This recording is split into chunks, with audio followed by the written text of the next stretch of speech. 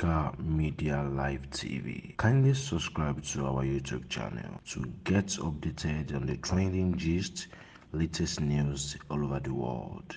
Like our page, subscribe, and share with friends. Thank you.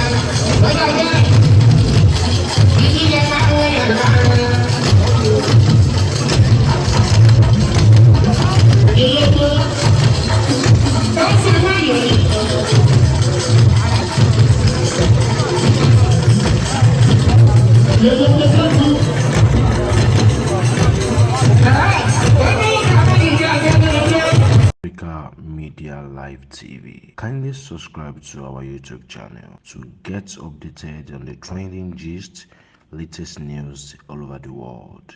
Like our page, subscribe, and share with friends. Thank you.